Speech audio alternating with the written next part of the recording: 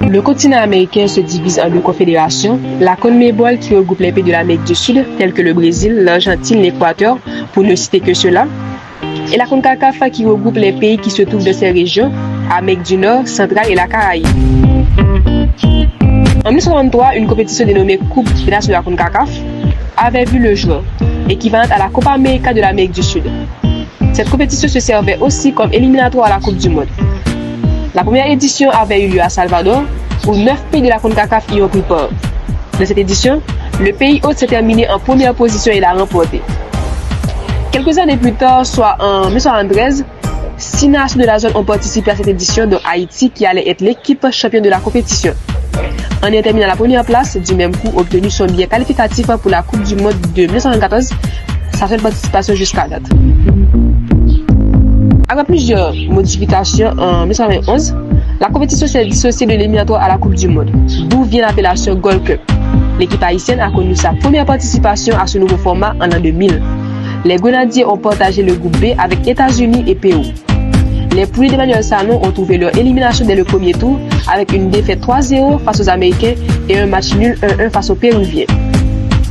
En 2002, un entraîneur argentin connu sous le nom de Jorge Castelli a emmené les Grenadiers en quart de finale en battant l'Équateur 2-0 en phase de poule. Par contre, Haïti allait manquer les 2 éditions suivantes et signer son retour en 2007, éliminé une fois de plus dès le premier tour sous la direction de l'entraîneur cubain Luis Amelio Garcia.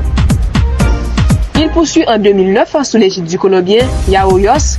Les Grenadiers ont terminé parmi les 2 meilleurs troisièmes avec un match nul spectaculaire contre les États-Unis 2-2. L'aventure s'est arrêtée en quart de finale après une lourde défaite 4-0 contre le Mexique. La sélection allait répéter une performance similaire en 2015 où elle se fait stopper en quart de finale par la Jamaïque sur le score d'1-0.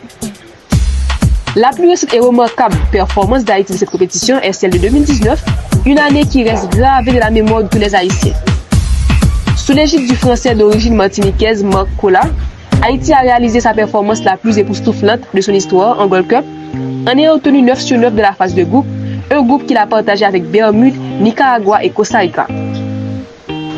Les Grenadiers poussent vers la sortie du Canada encore après avoir mené 2-0 à la mi-temps. Les hommes de Marc Cola ont trouvé assez de ressources pour renverser le Canada 3-2 et filent vers les demi-finales pour la première fois de son histoire. En quart de finale, sur une action litigieuse de l'arbitre qatari, le beau parcours des Grenadiers ont pris fin. Défaite sur la petite démarche 1-0 contre les futurs champions de cette édition. La sélection haïtienne est restée méconnaissable lors des 2 éditions suivantes 2021 et 2023. Du 14 juin au 7 juillet, ce sera la 18e édition. Par conséquent, Haïti connaîtra sa 10e participation à cette compétition.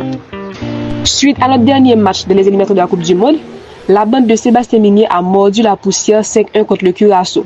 Ce match laisse des doutes aux Haïtiens quant à la qualification de l'équipe encore, lorsque vous voyez dans quel groupe qu'on est. Selon vous, que peut-on espérer de cette formation? Dites-le nous dans un commentaire.